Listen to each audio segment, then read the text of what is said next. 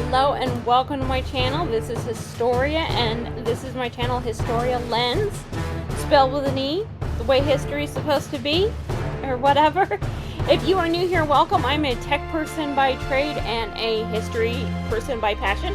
I love telling stories off the beaten path, different perspectives. If that sounds interesting to you, please like, share, even subscribe to my channel. We do this all the time when I have time, which actually isn't that much. But today I have something really special for you all. A story full of mystery and legend. A forgotten burial ground located right in the center of our city. If you grew up in or around Beecher Terrace, please stick with me because I bet you actually already know where this story is going. But for the rest of us, stay tuned. Let's go on our little side quest. So today we're going to do a little investigation. I was researching the Smoketown neighborhood here in Louisville, Kentucky, which is one of our wonderful historically black neighborhoods in Louisville, Kentucky. And one way that I love doing research is looking at old maps. And we are so fortunate with the internet. I can go to the Library of Congress. I can go to the University of Louisville archives. There's also University of Kentucky archives. I was doing that and I found something that really sparked my interest. So let's get into it. This is from the University of Louisville Digital Collections. This is a map from 1856. Here's the overview of the map. It's really cool. When they upload these maps, I'll tell you all what, they really put them in high resolution so you can really kind of dig in. I was over here looking and I noticed this square right here, old graveyard, and I was like, what? This here, I know, city graveyard, is now what we refer to as Western Cemetery. And we have a Western Cemetery that has fallen into disrepair. And then if you come out here where Cave Hill is, you also see Eastern Cemetery. And Eastern Cemetery is really quite famous for being very overburied. If it's one thing Louisville knows how to do, it's hookers, bourbon, and abandoning cemeteries. So I was confused. I didn't hear anything about this ever. I decided to, as part of my research, I wanted to look into another map. I know this map was 1856, so some things I know about this map. Before the cyclone in 1890, a lot of the roads and neighborhoods changed because a large tornado ripped right through the center of downtown at that time. Obviously, before the Civil War, we are still talking about slavery times here. Louisville, Kentucky was a center for commerce going up and down the Ohio River. There are many maps that show Louisville, Kentucky and New Orleans on the same map because Louisville, Kentucky was considered, quote unquote, the gateway of the West. It was also called the graveyard of the West because we had such problems with typhoid and water issues and all of that. But I know that it's before the Civil War. We know that this is still slavery time. We know that we're past Revolutionary War, right? Share screen. Okay. Here I have a map of, it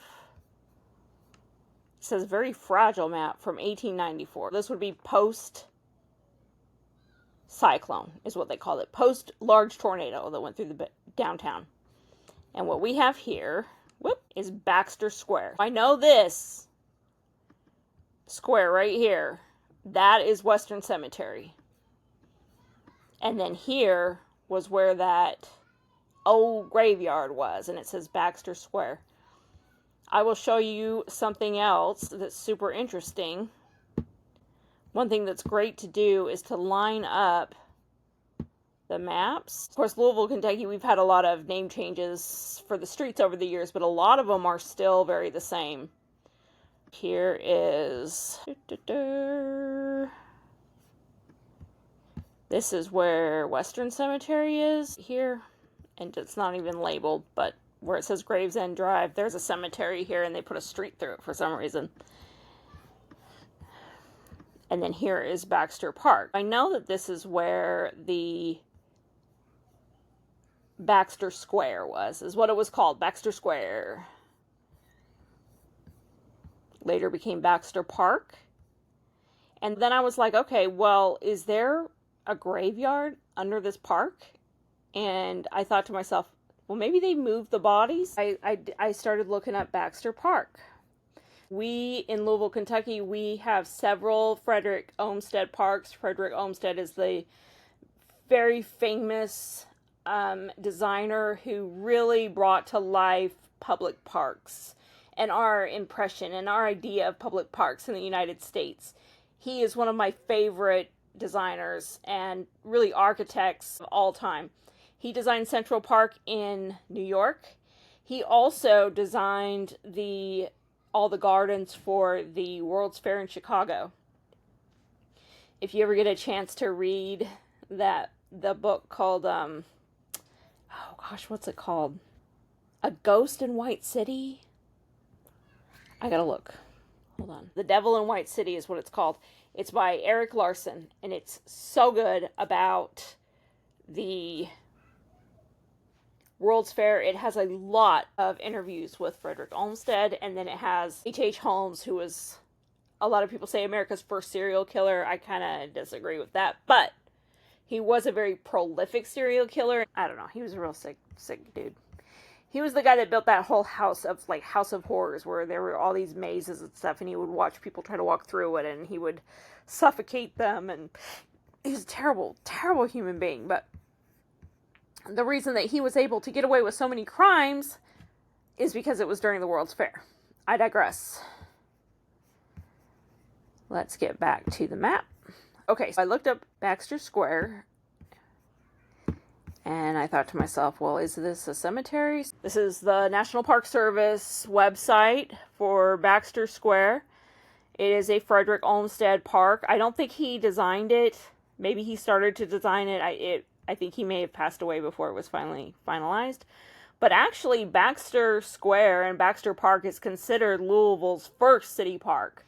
So it was a park, or a public space rather, before Frederick Olmsted designed it. And we reached out to him to design this park, and then he designed our park system, which is, we have 3 large parks here. We have Shawnee Park that he designed, Cherokee Park that he designed, and Iroquois Park. Again, probably TMI, but we have Baxter Square, and I read through this, and it doesn't say anything about a cemetery being underneath. Nothing. Just that it had plans, there was a cyclone, and I'm like, what the heck? I was like, okay, well, when did it change? This is 1894. I wonder how I can I share more than one screen? Okay, so I looked also at, this map is a Civil War map of Louisville, Kentucky, and the defense system that was put in. I've seen some better examples of this map, but because I think if you find the actual original copies, these stamps are in color. But here is the city graveyard, and Baxter Square would be right around here, and it doesn't have anything on here about it. Nothing. But thankfully, there are historians in Louisville, Kentucky who do a lot of research about this sort of thing.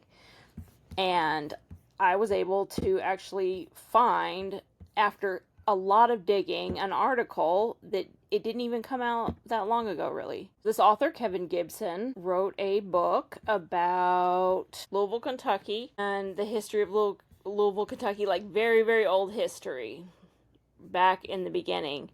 He took us to Baxter Square in the Russell neighborhood, the city's oldest municipal park. And he said it was the first cemetery. And this is where he explains, they've cleared away the headstones but left the bodies. This was a cemetery, and the locals called it Skeleton Park.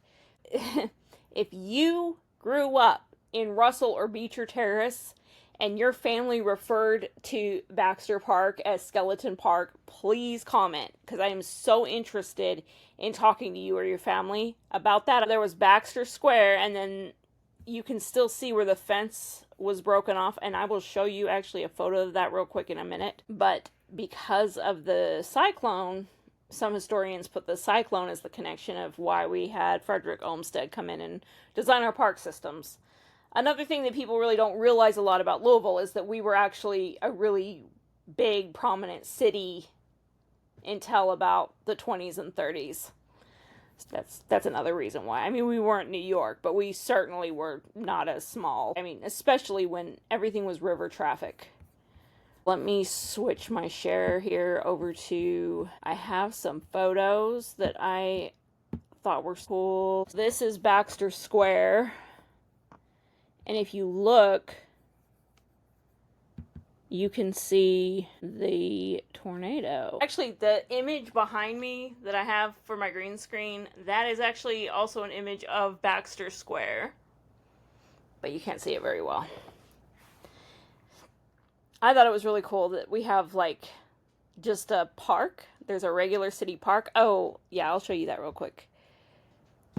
Let me just show you this. So, yeah, we just have this, like, park, and underneath this park is a literal grave.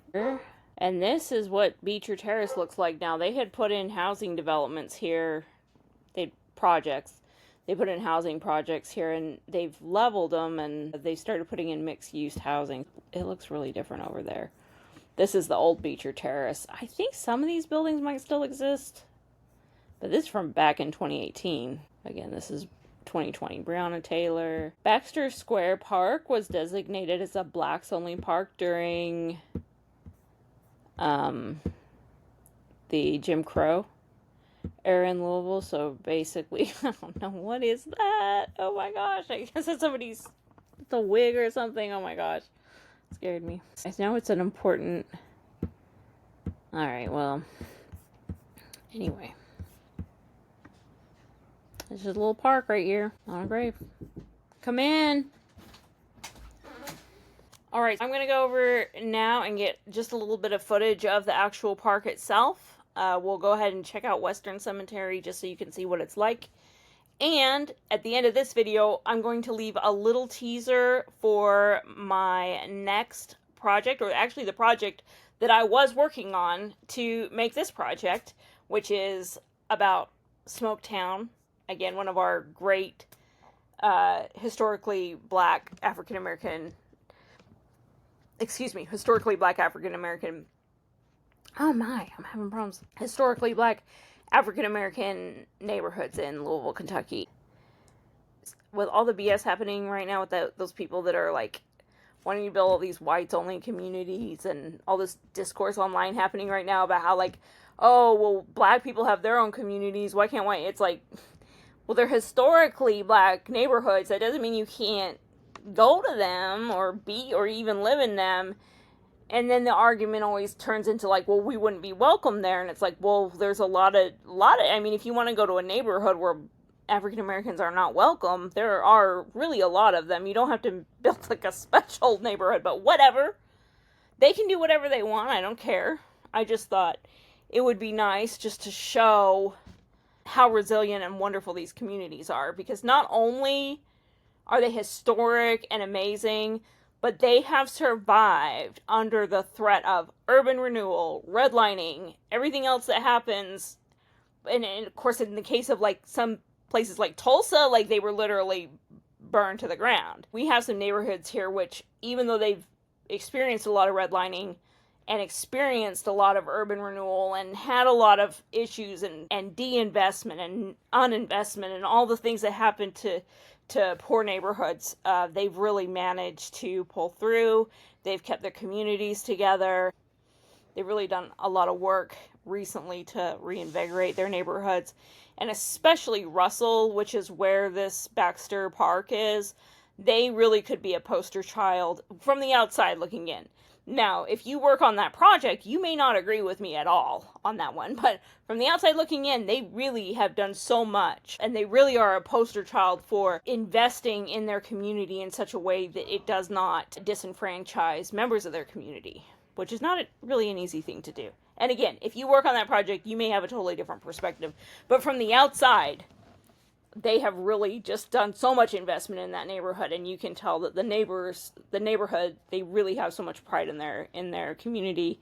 So we'll go check those places out real quick before the sun goes down.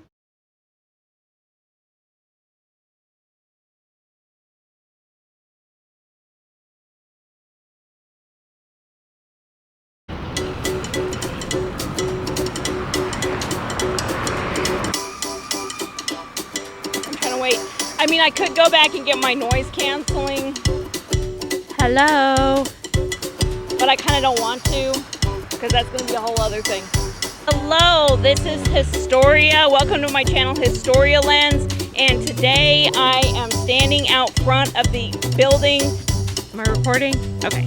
The old Dixie, what's it called? Today here we are outside a Dixie Theater in the Smoketown neighborhood. Here comes more cars. Was first opened, according to some records, in 1925. To some other sources on the internet that it was opened in 1924. Opened in 1925. In 1934, it is an operating business, so I may see if anybody's there. It was run by a Mr. Wilson. More to come on that guy. It's a beautiful building. You can see some of the facade has